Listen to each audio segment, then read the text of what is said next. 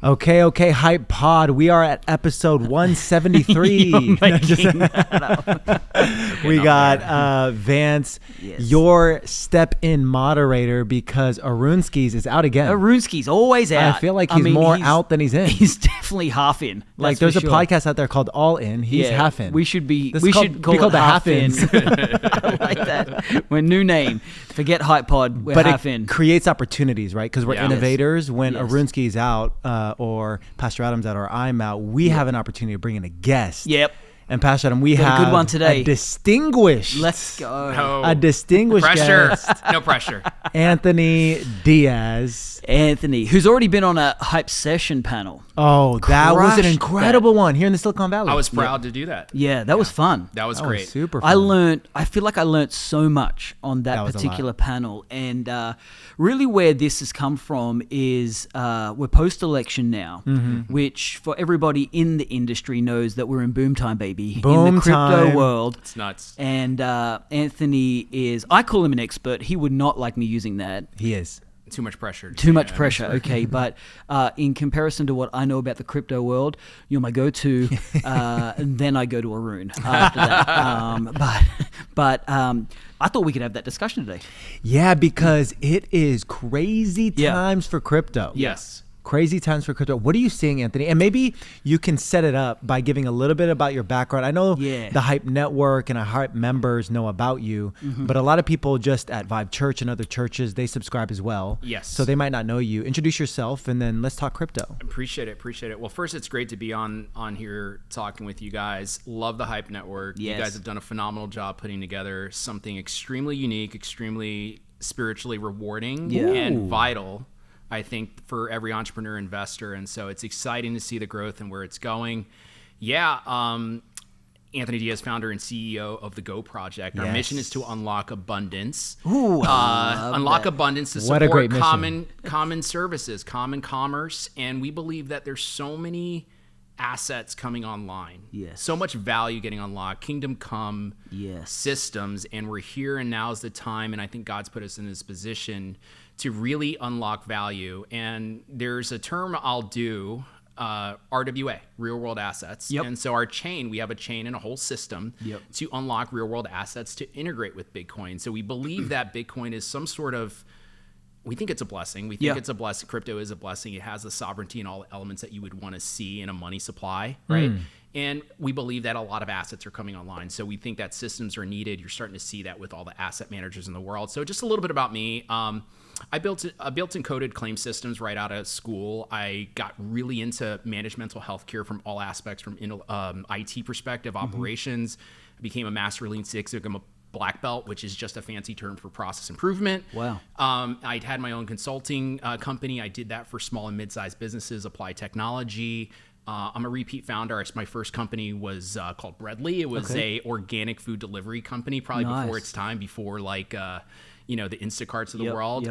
That business did not exit, but I would say it drew me in the right direction. Along the way, I lost my father to heart disease, and that really put a fire in my belly. He was very hardworking. I came from humble beginnings. I was born in Brooklyn. Consider myself Nuyorican, but I think the most important thing is I always got to see my dad serve in church, right? Wow. Grew up in a Pentecostal evangelical church in Brooklyn, New York. So that was always my beat. And so when I came here to Vive, I was like, this is it. This is what I need. Yeah. As an entrepreneur, you have so much oscillation. So when I come here, it feels like home. It feels like I need this. We feel like Pentecostals. Let's go. Yeah. Oh, we are, baby. And so I'm just not into laid back. I need it full court front, press. And I love that. And so just fast forward a little bit, with what happened with my dad, that always put a fire in the belly in terms of like health policy, in terms of safety, in terms of just a lot of things. I started off the enterprise side of the Go Project, which is an employee well-being platform where we support thousands of companies around the world through your chat platforms like Microsoft Teams, Slack, and Salesforce. And that will now go on to be a distribution unit for our protocol, which will allow any company to tokenize any asset in seconds. Wow. So this is happening very fast, but it is an exciting time in crypto. The Go Project, We have 4 million strong community, 1 million users, Holy 24 moly. dApps. Yeah, 24 dApps and games that have been built on our system. What? We'll go on to launch ambitiously a $50 million ecosystem fund by the end of Q1. Wow. And we are in the process, not to date this, but we're in the process of raising 45 million right now. Come 10 million on. is in nodes. Let's go. That's a whole other separate conversation. What is a node? And Yeah. it's like a server, it's a decentralized server. And then 35 million in a mix of token and equity. So we're really excited. We've raised about 7 million so far. Not as much as Overflow. We ambition to raise much, but we've been pretty efficient. I know in the previous podcast episodes, there's been this concept of like the small person team that raises a lot. That is upon us. We're kind of like I love that. Genghis Khan kind of gang. Come on. And it's just a blessing. It's just good to be here with you guys. I have questions for you guys. No. I want to know your days in the life. I don't know how you guys do it. Well, we're trying to learn off you because to have a 4 million strong community and 1 million users. That's crazy. Where was the inflection point? How did it start and when did it just take off? To get to 1 million, there had to be an inflection point. And can you answer that with also maybe breaking down the users and what they do? Like break it layman's terms for our listeners. Absolutely. So I would say inflection point is when the community being where the conversations are had. Telegram's a powerful place where conversations are had. A tenth of the planet is using Telegram now. Ooh, wow. And they do it in a very dynamic way. And it's very obviously popular in Asia and Europe. So that's been big. So when we put out the ethos that say, hey, look, we're going to be a system for unlocking abundance, and we think there's enough abundance to unlock universal basic services. We think that you should have like free healthcare plans. We think we started saying what we believe. And I always made sure that our mission, vision, and values is aligned to godly principles. So I think when people started seeing our ethos, Vance, you talk a lot about the aesthetic, right? And then that started to express itself through the aesthetic of what we're doing. Wow. That was the inflection point. And then so what the users do is they come to our game and experience, and they're doing things to get tokens of the day. But what they're seeing is this chatter and community that's talking about health, benefits. They're connecting their Apple Watch, their Google Fit, their all of their stuff, and they're doing competitions and challenges. They're supporting each other. Our bot is giving advice about health and wellness. Obviously we get a lot of data confidentially, but then, that can go in and feed the system so that we can give better health advice. And this is across the globe? Across the globe. Yeah, we have, oh my God, probably like 40 different countries we're in. And we probably are at the good, bad problem of like, we probably need moderation in different languages now. Yeah. And that's a good thing. That's a good thing. I mean, every threshold has a new problem.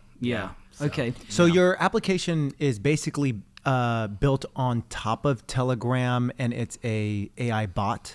Yeah, it's an AI bot. I mean, right now, our core system is an Ethereum fork. And so for those that don't know what blockchain is, there's like Bitcoin, there's Ethereum. Ethereum is like Bitcoin with like applications that you can build on it and good infrastructure. So our core system, Go Smart Chain AI, is on testnet right now. So it's not officially live. But we've expressed that. So when a lot of chains launch, they kind of don't really, they're like generic. They don't really do too much.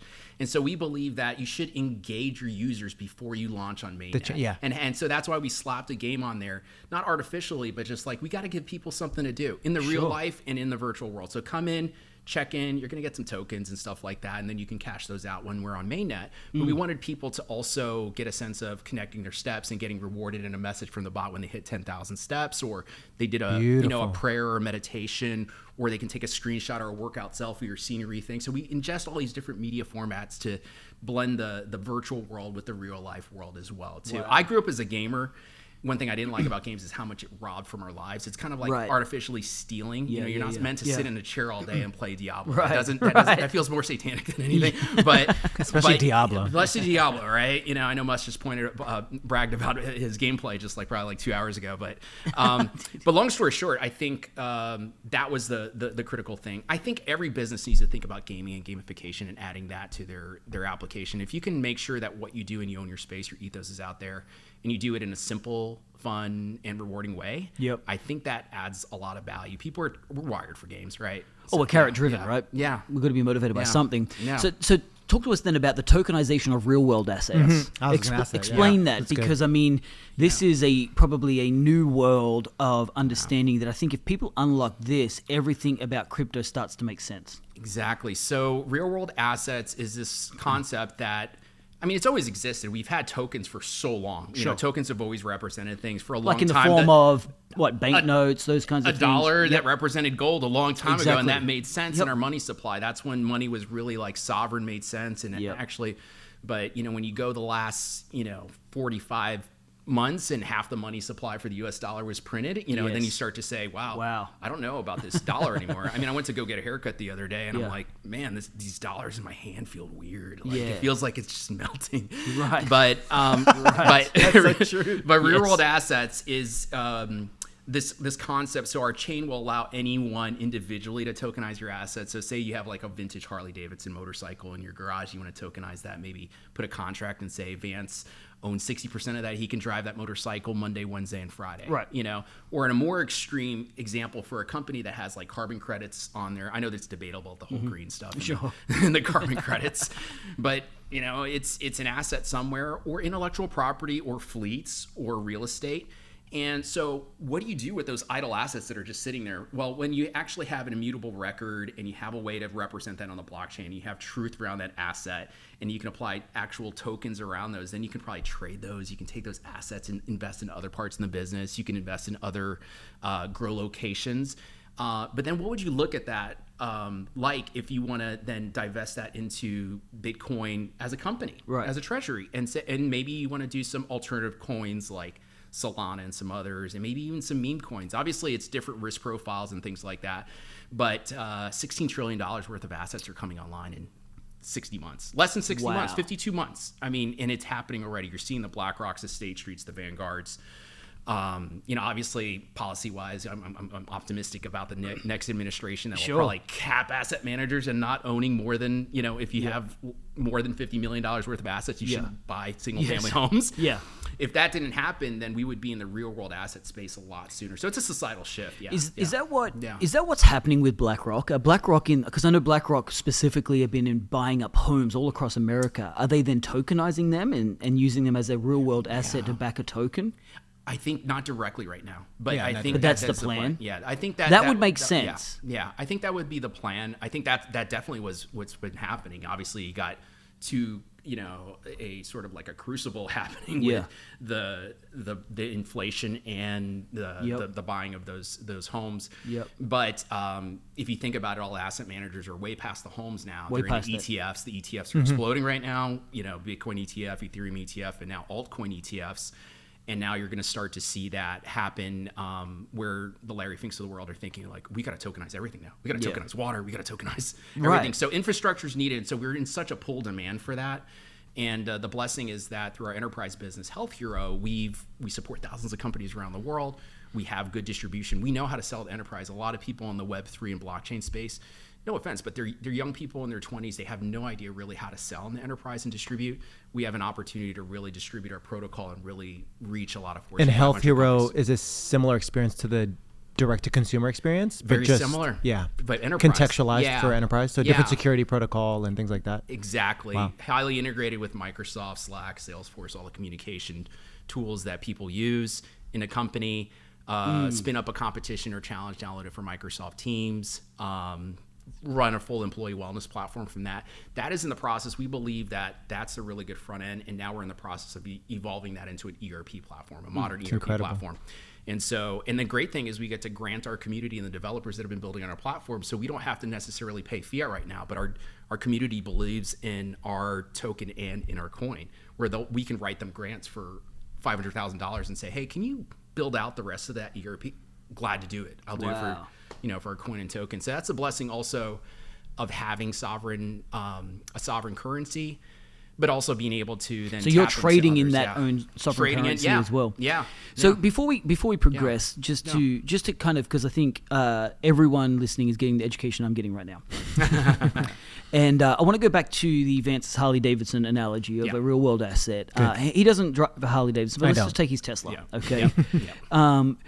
Okay, so he wants to tokenize his Tesla, and he wants to leverage maybe 6% of the asset. Yeah. How do you value that real world asset and tokenize it versus value? Yeah, truth, validity. I mean, we believe that there's a whole new type of like gig or type of position that will exist if you take kind of the blend of like an actuary and an appraiser right? There's probably this whole new gig. Is that happening right now? It's starting to happen, yeah. So people will, because otherwise want it's to just made validate. up, right? Exactly, right? Right. You know, I don't know. I think my Tesla's worth $1 million. Yeah, you have to validate what the value is. Okay. And then there's certain attributes of an asset that need to occur. And so there's really no magic to tokenizing an asset other than when was it created, what was the value, who valued it last. That third piece is a really critical piece. Yeah. What is somebody willing to pay? What is someone willing to pay? Yep. And then if it's a Tesla or maybe the new Tesla cabs where eventually you'll start to see people own 5 of those or 10 of those. Yep. They want to tokenize maybe 2 of those 5. Convert those to tokens, but then you need someone to value. Obviously, the Tesla cabs, right, at some point will have a very specific value. It'll be very interesting. I don't know if you've gotten something notarized. I got something notarized last week. This minority business enterprise thing, which I don't like the special stuff for like race stuff. I'm not like. But it was pretty interesting. The notary person is just like, man, you do this all day. I asked them, like, you do this all day. You just validate it. Seems pretty straightforward. But that role you'll start to see in real world assets where you get someone on the phone. It's like, okay, let's upload all of this information, and it'll create a whole gig economy, we believe. And we there's a startup idea right there. That is for anybody out there that wants to start appraisal business. The token notary. Yeah. That would be great. Yeah. So obviously, there's going to be industries that really mature. For example, the car industry is probably already there with Kelley Blue Book. Yeah. So you can even just probably create smart contracts connected to Kelley Blue Book, build in depreciation schedules already in that smart contract, and a whole asset class like cars is much easier, right? Yeah. It's more turnkey. Where maybe like art needs like a Sotheby's, and something like that. Yeah. Okay, so you have been focused, it sounds like, on users' engagement. Yeah. How much of the tokenization of RWA is happening right now? Yeah. So that's something we're brewing up. You actually have to get licenses and create SPVs in different industries across different countries to be able to set that up. So the legal side we're working through right now. Our main focus is our first token, which will launch next month. It's a RWA token. It's called GoXP. And it's going to launch ideally, don't quote me on it, but for like a 13 million fully diluted market value. The goal is let the community pick that token up and ideally increases in value. That's launching on Ethereum. We'll move that over to our chain mainnet 90 days later, sort of in the middle of this bull cycle, God willing, that continues. We foresee it continuing. And so right now we're not tokenizing any assets, but we're simulating. We're allowing our users to simulate what different assets that they technically, hypothetically have just to prove out the system and then just to accrue the value. So how many assets does a 22-year-old in Guatemala own versus someone in Southeast Asia or in the US? So we're simulating that in our system in a gamified way right now. Right. And so to prime everything and do everything we can before we unleash it and then let the licenses like kick in and things like that. The gas coin for our So it's going to be more like a game. Yeah, it'll be more like a game. We believe everything should be simple, fun, rewarding, sort of as a game. And then literally within 2 taps or just a few seconds allow anyone to tokenize. I gotta be honest with you, that seems like the greatest way to get familiar with this world is to play a game. No like risk. A Sims, like a Sims, like, and then you go, hey, I know the world. True. I know the platform without I haven't lost any, depressing skin in the game. Yeah. Yeah, it really is. I mean, as soon as you make something a game, you learn it quicker. Yep.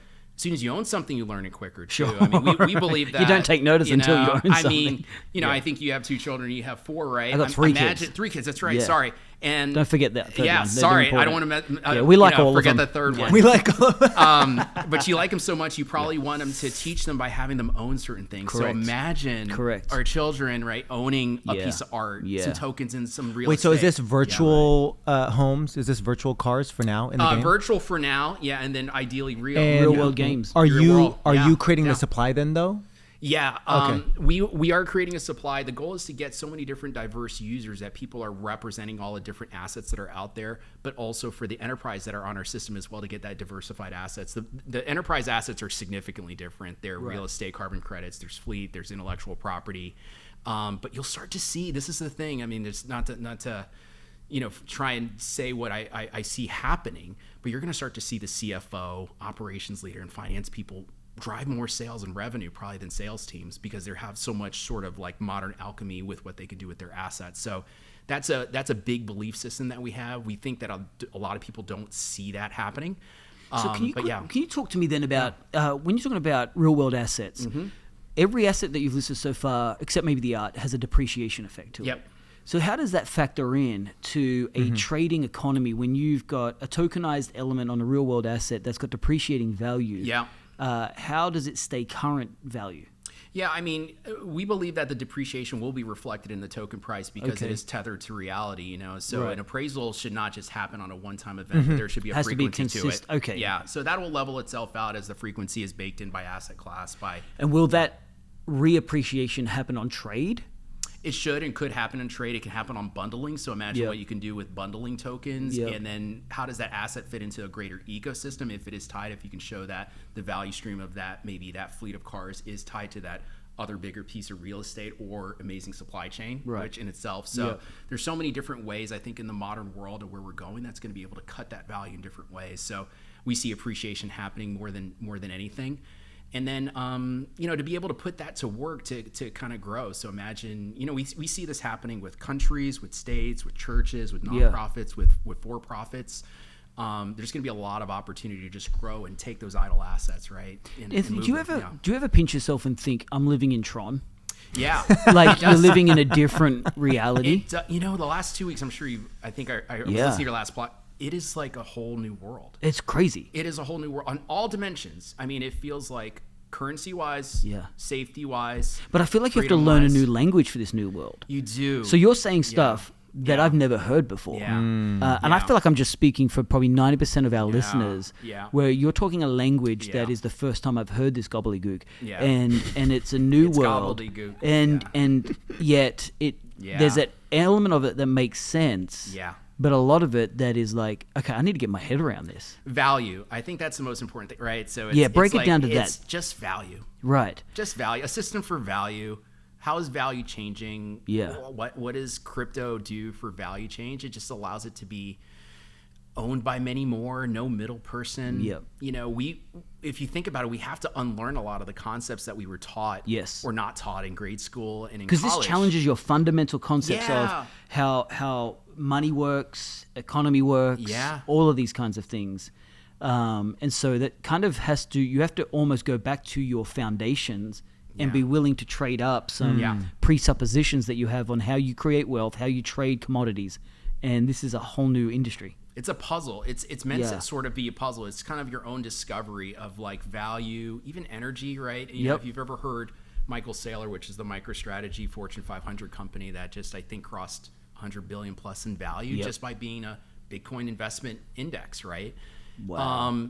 Insane, but I think the most important thing, like Saylor talks about, is energy. There's a correlation between energy and money, and you know the biggest thing that we can do as fathers is make sure our kids know, like, get as out as possible before you trade time for money. Don't get out of that mix, and then once you start getting into that mindset, like, you know, Christ didn't design us just to trade time for money. You know, we are supposed to be doing God's will. We are supposed to be you know, doing things. We're not going to get out of this world alive. We're going to suffer.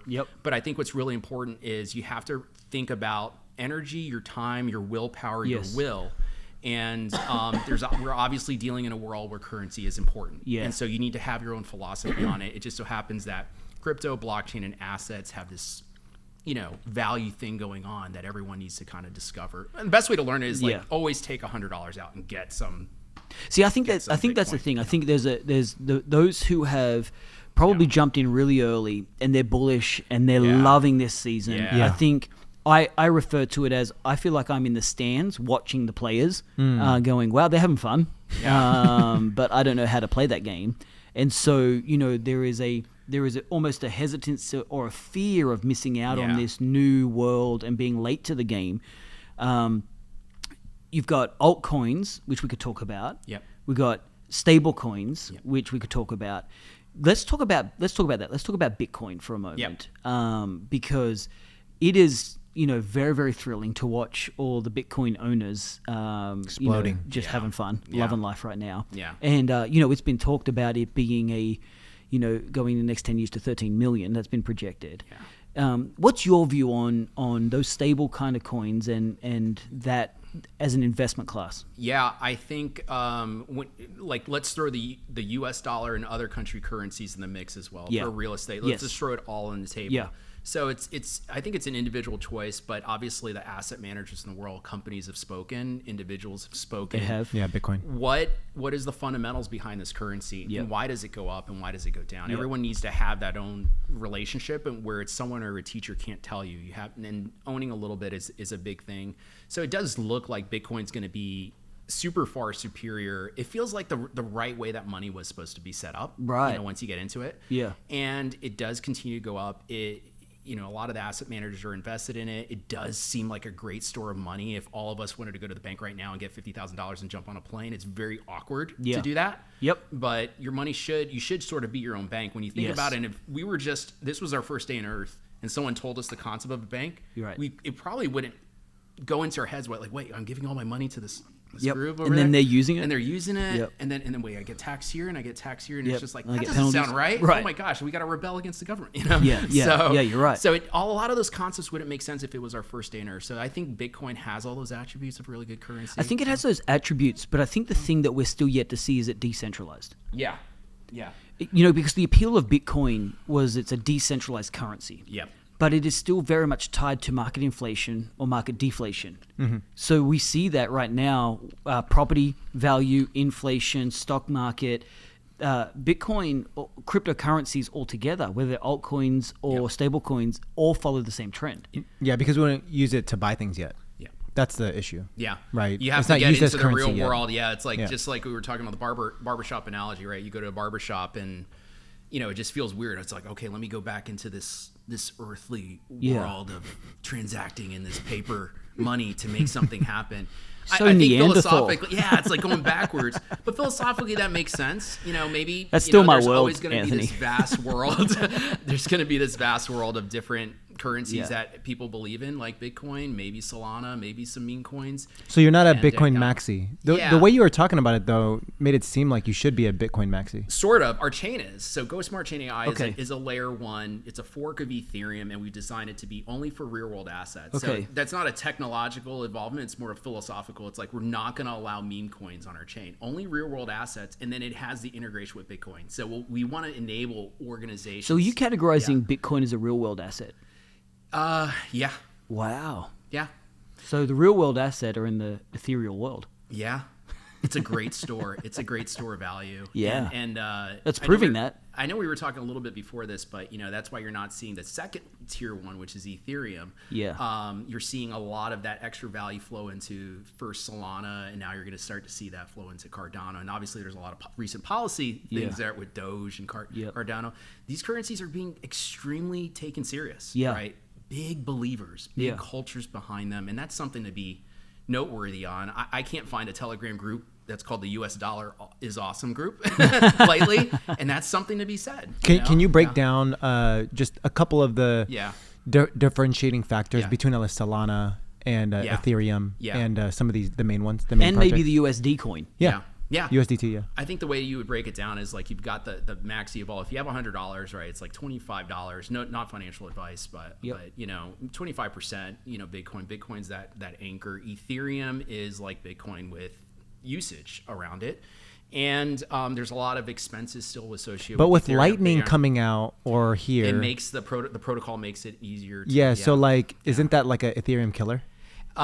It could be. Okay. Yeah, and that may be already baked into some of the staticness probably of what's happening with Ethereum with a lot of other things. Yeah. Stalled a you've bit. got sort of like the PayPal mafia, right? You have the breakouts of like Charles from Cardano, right? In Solana, those were forks of Ethereum. Those were copy and pastes, and they created their own passionate ecosystem. Right. They improved upon performance.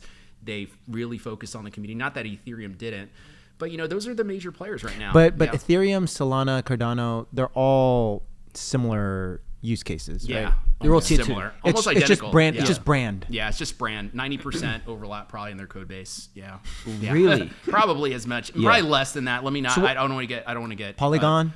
Polygon's pretty powerful. Polygon's an investor in us. So. Wow. Yeah, Polygon's an investor in us. Animoca, Sequoia Capital Scouts, Lightspeed Capital Scouts. We got some. Wow, really you great got some big investors. names on there. Yeah, we do. We're very blessed. We've got a lot of believers in our company, but I think most importantly, Polygon is falling out. Of the top 10. I don't know where it's at as of today. But well, some other election's ecosystem. Election's over now. Because Polymarket was on Polygon, right? Yeah, Polymarket was on Polygon, and what an index, right? What an index for sentiment. That was fascinating to watch. Way better than the Crep polls. Yeah. So I mean, that just shows a whole brand new user space. oh my gosh, yeah. For the Polymarket. Yeah, forget the polls. Forget the what is it? The polls are the just polls corrupt. just don't I mean, make I think sense. everyone knew that for a long time, right? But this proved it. Yeah. This proved it that the sentiment was there, but it's still manipulative. It is. Because any market, someone can just dump a lot of money and move the needle. Yeah, and it's just interesting. I think the right outcome happened. It's a blessing to kind of see godly principles really come out. Explain that. Finance, energy. I think I look at like in the Bible, like I try to look at it like Melchizedek, right? Yep. Like he was kind of a precomer to to Christ, but the state king, or he was very versed in government affairs, but also in church affairs, and they shouldn't be separate, right? When you think about it, it's like need a border. Need safety, no war, peace. Yes. Oh my gosh. Great financial principles. Yep. Make sure the environment is really healthy for people. Right. Oh my gosh, we got away from common sense. So that's what I mean by that. And then just going deeper, just to round out the question before, I would say that when it comes to these financial principles, look at it like, and I know I talked about this in the Hype podcast, but it's like, how would King Solomon's portfolio look like? He'd probably have probably in a bear market, probably 6 to 10% still in crypto, but in a bull one, he probably increases that. So good, right? dude. And then he'd split that between a lot of Bitcoin, some Ethereum, some Solana, some Cardano, some Doge, some meme coins. And there's not financial advice, but spread it across. And then the more riskier stuff, just make sure whatever you put in there, that if you lose it, you don't cry for more than 3 or 4 days, right? That's the way I always tell everyone. That's the sort of unofficial healthier. Several days of crying. That's several days of crying. But it's not 40 days. It's not 40 days. It's not. That's biblical. Suffering. It's There's not a time suffering. for weeping. Yeah. So I want the rejoicing. But it is an exciting time. I actually have you guys are asking me I have questions for you guys that I don't know if have ever been brought out on the podcast. Come on. We do the interview. Just stay in the life. I mean, I'm fascinated by what you guys do, and 100 churches, right, in the next 10 years. That's right. A lot of churches being planted next year. Vietnam. Yep. West London. Dubai. Yep.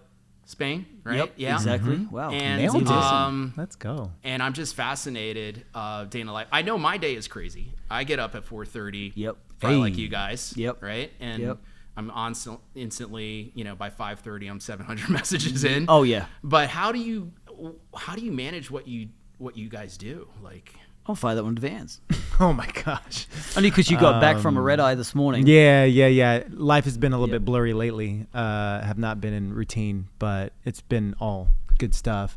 I think, that's a tough question to answer for me in this season, just because a lot of the day has been irregular due to just demands of the business and, facilitating the growth, closing big clients and things of that nature. I would say that as much as that has been blurry, I try to do certain things every day that keep me centered, right? And so one of those things is I have just like a super kind of dad bod workout right now where I just like get on the treadmill and for 45 minutes go on 14, 15 incline. Nice. And just stay on this thing and then end it with like a sprint uphill. Like, it's just like those things are centering points. Like, okay, turn on Vibe Worship for at least like 30 minutes a day. Obviously get in my word. And I like Pastor Adam's model, right? Where it's just chew on a verse, right? So there's principles that no matter where I'm at, whether I'm going to be spending a lot of time in a plane today, or whether I'm with my kids today, or whether I'm at church today, or whether I'm at the office today, those things make me feel centered every day. And I would say that that's probably the constant that gives me my capacity, right? Whenever I miss, even just 2 of those like 5 elements that are constant in my life, I start feeling off balance. a bit off kilter. I don't know about you, Pastor. No, I think it's exactly the same. I think there is a everything's seasonal too, right? Like, so I love seasons. What I love about California is you do get seasons. They're mild seasons, but I love looking forward to the next season. Good. I think it's the same in the work life. Like right now, we're entering into Christmas season. And so, it's not necessarily travel season. I mean, you've got a few trips here and there, but it's not like the season I just came out of. Vision season has been hectic travel, all that kind of stuff. But you can endure that if you've got a horizon and you're looking forward to something. Good. In the midst of those seasons, I'm always trying to develop some patterns, right? Yeah. I got statements, no Bible, no breakfast, right? So that's just like my little drive to go, man, I like to eat, but I got to put my word in first. I love it. I take my manly and my Bible everywhere now. So if I'm going down the road, if I'm going on a trip, there are two elements I'm going to have with me because I don't know when I'm going to get space, but instead of just on a flight watching a movie, can I just open my word? Yeah. Can I just prioritize some healthier things that keep me a bit more centered? And so I think it's, I'm on a really big thing at the moment about delayed gratification. Good. It's just something that God's been speaking to me in this season about, okay, I'm 44, okay, and so 10 years from now, when I look at the 10-year vision, I'm going to be 54. Okay, so what can I look forward to rather than just look to? Wow. I think this is something like we get so focused on a short-sighted obtaining of something, like, obtaining this thing or getting this thing, but getting this love for going, oh, I could buy this. I was talking to somebody like recently about buying skis. Okay, new ski season's coming. Yeah. Could really do with a new snowboard. Okay, and then I think about that. Well, my current snowboard, it works. It's great. A new snowboard is going to be like, let's say $1,500, right? Then you go, well, I could take that $1,500 and I could invest it. So every time I look at my current snowboard, I don't look at it with despise. I look at it with joy because my current snowboard is making me money because I didn't trade it up. Yeah. So it's that, how do I get little wins? And that's gamifying Beautiful. Your work-life balance investment. Yeah. And I love my snowboard now because it's now making me money technically because I was about to spend $1,500, but I invested it. I love it. Does that make sense? Oh, yeah. And I think it's just that I like, you go through a season where you like to spend. I'm in a season where I like to save. Yeah. I just love the thrill of going, I could have bought that, but I didn't. You know what's cool about that is I feel like oftentimes when people talk about routines and capacity, they're so focused on time management. Yeah. Where actually it's much more about energy management. That I would agree with that. Right? Yes. So really, when you have proper energy management, whether it's your mindset, gamifying things, or it's finding those things that you're passionate about or that center you, you're actually less concerned about time management because you're super productive because you're energetic. Yep. Yeah. Right? Yeah. Like I've learned that I'm not the most disciplined person I've met, but I'm very excited about what I do. Yeah. And so I'm excited to wake up. Yeah. Like I'm not like, oh, okay, I'm going to force myself to wake up at 5 a.m. today or whatever time you wake up. Yeah, but it's like because I'm pumped. Yeah. Right? Yeah. It's like I am tired, but I'm pumped for the day. Yeah. Yeah, I agree. I think it's a, if you can get on that, it's kind of like the gamifying, but what do you look forward to? Yeah. What does get you up to go, oh man, I'm so looking forward to this. I've been, so this is how deep it gets on the saving money thing. I'm personally fixing my own hot tub right now. Oh. So my hot tub, it busted, it broke, and obviously it's getting cold now. Yeah. So how much I would love to go home tonight and just sit in a hot tub, but it's not working because I've had to figure out how to replace the pump and this. It's so involved. And I'm like shopping for cheaper pumps and I'm trying to get the best price. I'm haggling with these guys, on the price. But because I'm on this, I want to save every cent so that when I do sit in the hot tub, I'm not cursing the hot tub. It cost me all this money to fix it. Yeah. I'm sitting in the hot tub enjoying it because I saved money. I did it myself. And it's the fruit of your labor. Yeah. I think we're fruit driven. And when you look at fruit driven, it's biblical. Jesus said, my Father, he cuts the vine, he trims it. I cut off every branch that doesn't produce fruit. So I want to be a fruitful person. And so you could look at it as saving, or you could look at it as saving versus waste. I look at it as fruit as unfruitful. Yeah. I want every area of my life to be fruitful. That's my drive. Yeah. And we've said it before, everyone in our orbit better because of us. I just want to be fruitful and to produce fruit. And that's where I feel like, oh man, I get this appetite for fruit. Yeah. If you think about it like an entrepreneur, right? Yeah. Talking about budgeting, you're the CEO. Yeah. Of every dollar. Yep. Right? Yeah. This dollar that feels like it's melting in your hand. No pressure. But you're the CEO. And why I say that is because you would never run a company as a CEO not knowing what each employee is doing. Yep. Right? Yep. You would make Right. sure that each employee is deployed into a bucket or towards a goal. Yeah. Right? And so I love this gamifying kind of mentality that you have, Pastor Adam, because that allows you to recontextualize, Yeah. Exactly. The value, Yeah. right? Yeah. That store of energy, so that you're motivated. I think sometimes it's so hard to budget if you don't have an aim. Yeah. Yeah. Right. When you have an aim, so, several months ago, Kim and I has had this dream for a few years now of, moving into a certain neighborhood. Yep. And then when we got serious and just like, no, we're going to do it. We're just going to do it. And we had an aim. Yep. Man, it was so much easier to save. Yeah. Right. You just have this maniacal focus and you're just thinking about it Yeah. actively, but not in like I'm going to discipline myself way. I'm going to just go without, and all that type of stuff. But it was connected to a desire. It was connected to a vision. Right. It was connected to something that we were aligned on. Yeah. Right. And Can we get even a little bit more cathartic? Like I would say a little bit more organic. Yes. Because gamifying, I feel like, is modern terminology. Sure. Let's get back to battle mode. Yep. I think we're built for Yep. battle. Oh, yeah. So what we need is victories. Yeah. And sometimes you got to build your own battles to get victories. Yeah. So you could just go, okay, with the hot tub analogy, all right, look, let's just take some money out of savings. Let's just do it. Yeah. That wasn't a win, that was a loss. Yeah. Yeah. But if I take this battle Conquer. and I get a victory, The joy's in the battle too, the right? joy is in the battle, Yeah. the joy is in the accomplishment, Yeah. and the joy is in the reward of going, man, I beat it. Yeah. that's so good. I beat it. That's my favorite cheer for my son. My son's 8 and he plays soccer. Right. I'm the only parent that says "good battle," Right. to get him. Because when the trophy period is Yeah. very slim. It's Yes. once you're there, you're there.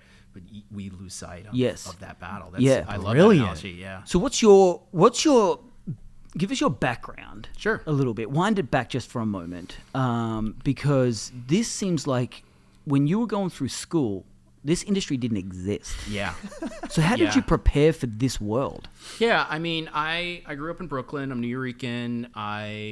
My dad moved us to Florida. What happened to when your I was accent? 13. I don't know. It just went away. I think in Florida and I don't know. I chameleon a little bit. Not like some politicians out there, but I would say that when I went to Florida, just growing up, I remember taking accounting. Here's one thing. I remember taking accounting in like 9th grade or 8th and 9th grade.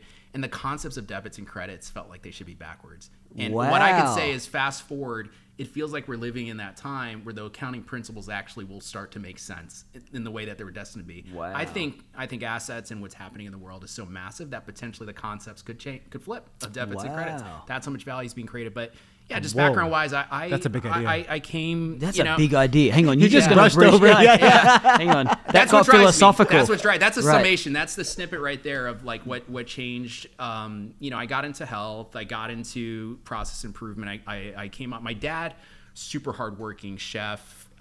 He's super hardworking. He worked like 80, 90 hours. So all I have to do is just type on this keyboard right every day and do 20 Zoom calls a day. But my dad really had the hard work. He passed away young. I was young when he passed away, but it always left me like he always served in church. And he always told me, like, get into technology. This technology thing is big. Oh, so he directed you that way. Yeah, he directed me always do That's technology. Smart. Come on, Dad. You love helping that. people. He was kind of like an herbalist to me. I'm kind Yep. of like a hippie and into different herbs and different holistic medicine. And he directed me in that path. Okay. And I think that's what sort of like grounded me out. Eventually, working for a managed mental health care company led me to understand the flaws in our healthcare system. And I always had that passion for not just helping people. But I think as I got older, it realized it's not about helping someone physically or mentally. People are spiritually unhealthy. Yeah. And that's what they Yeah. need. I mean, coming back a little bit to the Hype Network, like that's what founders need. Exactly. I mean, how much benefits do we put on mental health and health benefits? Right. Where's your spiritual health plan? Yeah. Big and you time. need other people. Iron sharpens iron, right? sure. So that's just what led me to where I'm at. Obviously, we're still a work in process, but we do determine to make the ecosystem where we pray that we can do the ecosystem the right way. We see some players out there, we think they're hitting it a little too superficial, with just like infrastructure, no fun and games over there, no enterprise distribution. But if we do it right, we think that, not to get too deep on, but universal basic service is a concept of like reducing suffering, getting people out of survival mode. It's something common sense. The planet's mostly water, lots of flora, fauna. $7 trillion if we want to do free healthcare, free food for everyone in dollars. Seems attainable. Yeah. Seems like a lot. Well, that's in fiat. But what if you were to do it and, create a system built on real world assets and sovereignty, and create like a shared services model for universal basic service? Then it becomes an index for governments to invest in. How would you introduce that? The way we're doing it right now. He would talk with RFK. RFK. Hey, Maha. Maha. Yep.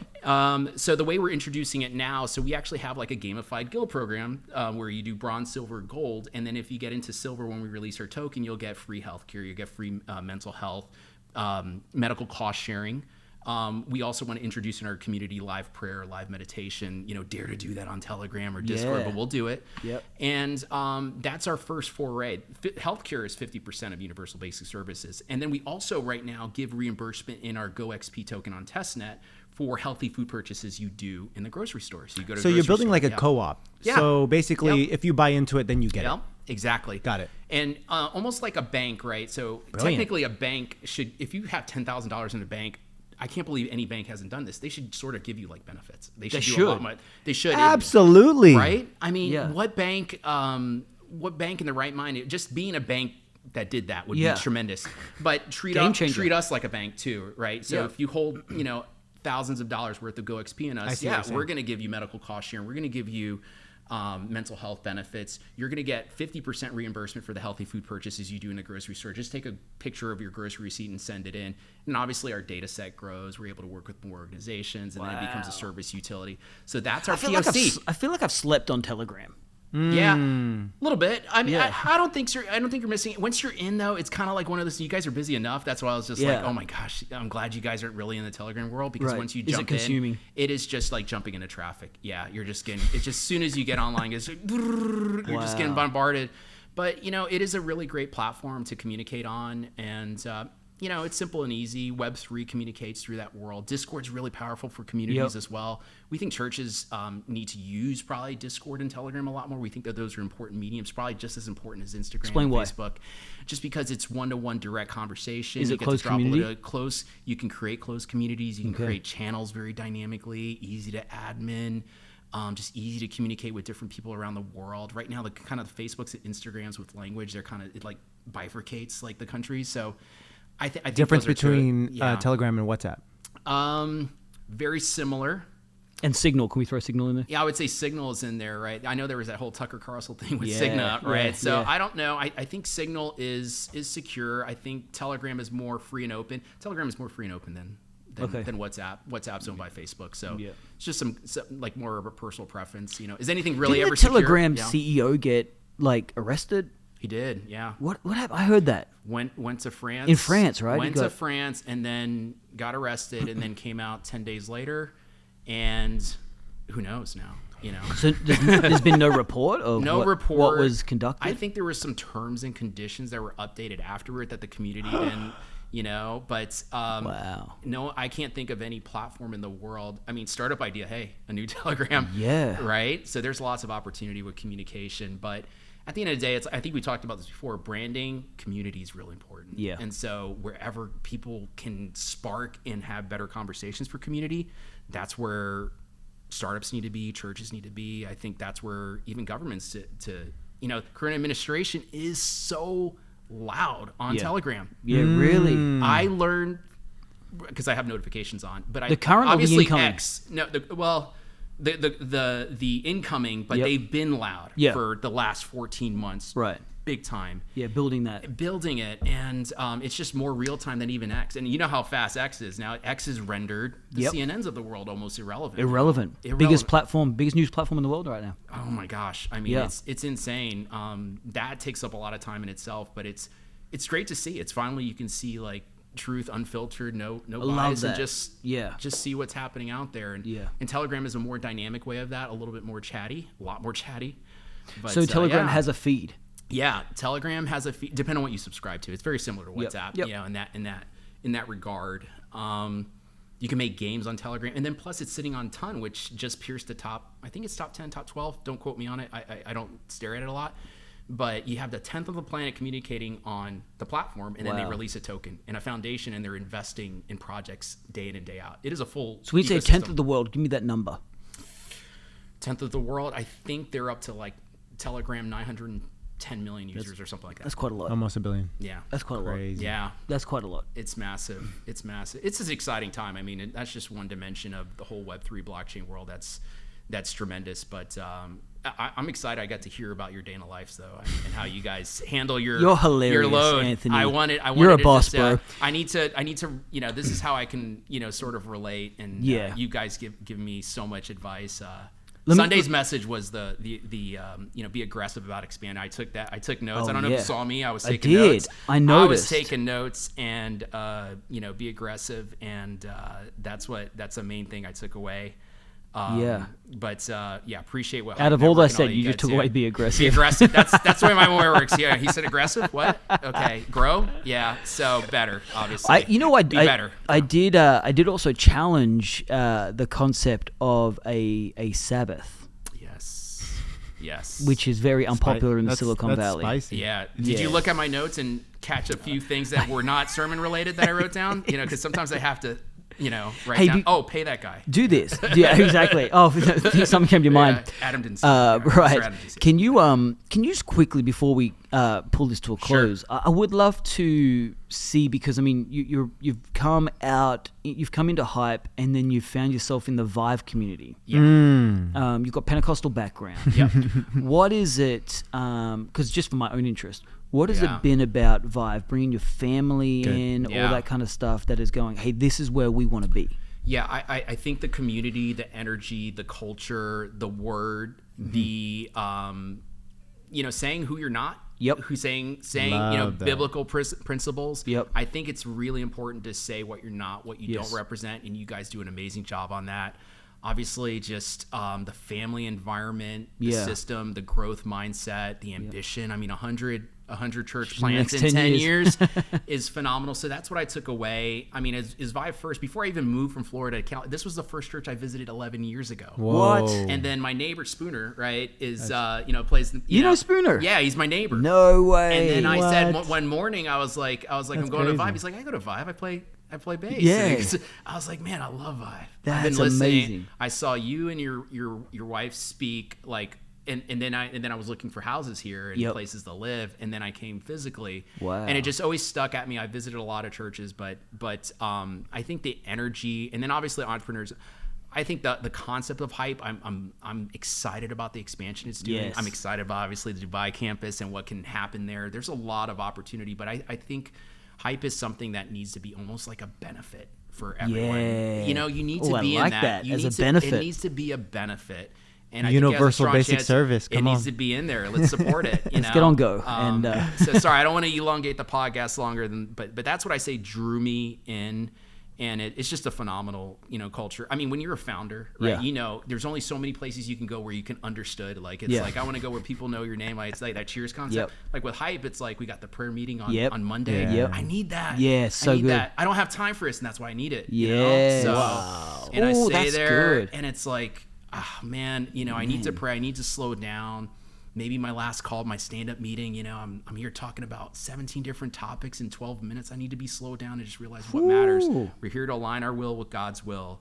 Am I doing God's work? Yeah. I'm in the right direction. So as you guys plant churches, I mean, my vision is like, shared services across. Like, how can you support the people in a way that a church, it's endless. It is. It really is endless. It does really feel, obviously, like, bringing the systems of the kingdom in heaven to here. Yes. Like, Beautiful. I feel like that's in my heart. I mean, obviously with like Overflow, like I look at that as well. Like, you got the same memo. Yep. You got the memo He got the first. memo early. He got the early memo. I got the memo. You probably crumbled it up through it this way. And I caught it. Opened it up and be like, I made that's a good idea a paper too. airplane. Did you? Yeah, okay, yeah, maybe yeah. I grabbed it and I was like, yeah. that's awesome. I'm going to do that. Something like that.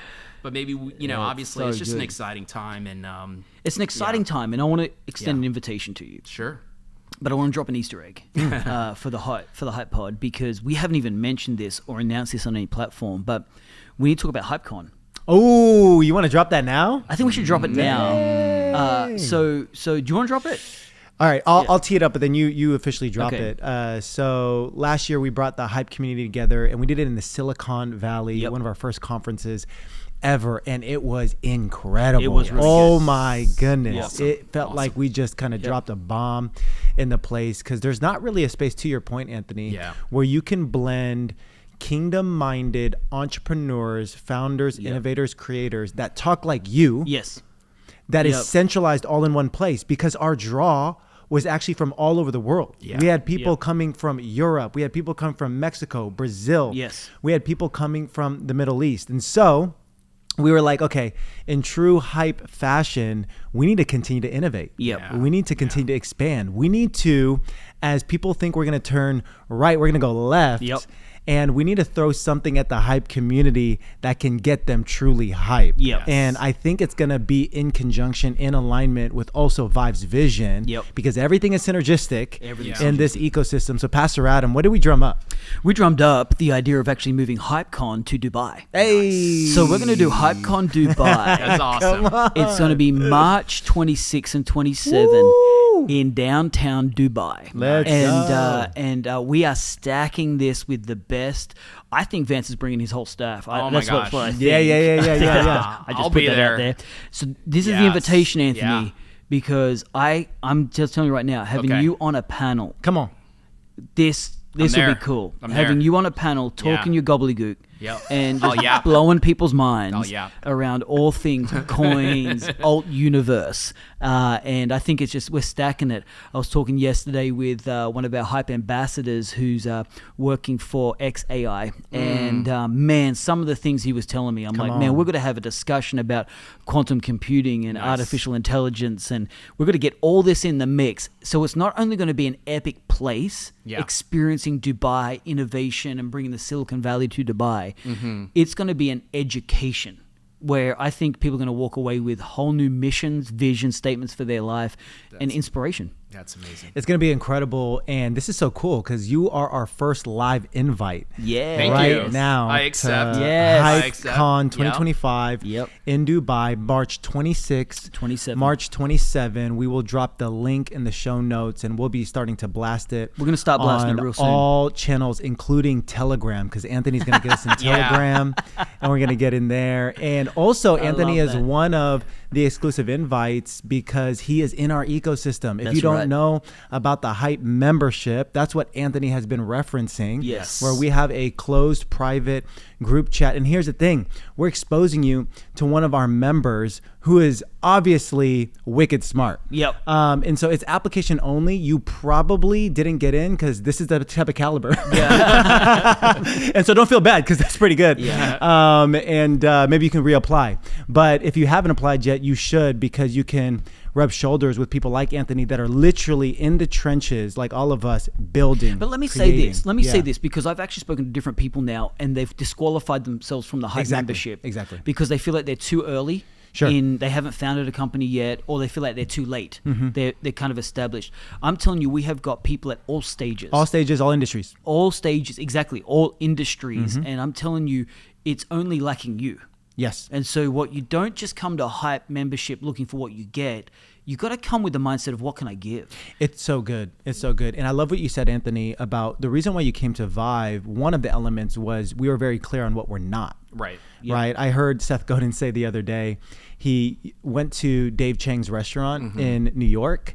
And, the first time he orders the Brussels sprouts, but he's vegetarian. So he asked for Dave Chang to remove the bacon. And so they gave it to him. And then the second time he did it again, they gave it to him without the bacon. The third time he went, he's like, yeah, I'd like the Brussels sprouts without the bacon. And then Dave goes, well, Seth, we put the bacon in because we think it's good with the bacon. There's actually a vegetarian restaurant 3 doors down that I can recommend. You probably don't want to eat here.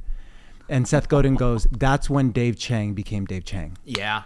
Brand right there. And so what Pastor Adam is saying is that all stages, all industries, but what we're not is if you're just looking for a life of comfort, if you're looking to just sit back and rest, invest, and all that type of stuff,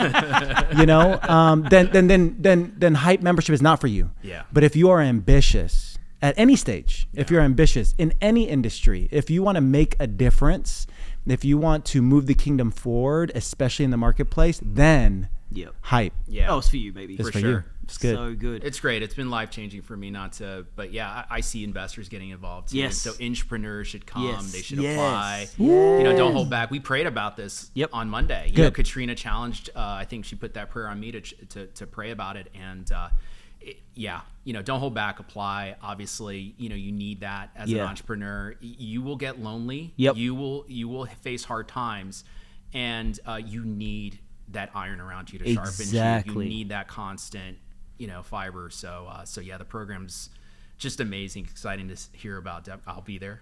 Come on. Dubai. Yeah, let's go. Yeah, so it's gonna be great. I love it. Thanks, Anthony. What a great pod. Come on. This felt so good. Thank you so much to both of you. God bless you, man. You what a so treat. much. Yeah, you guys are a blessing. I really appreciate it. Let's go. Awesome. See you later. Thank you.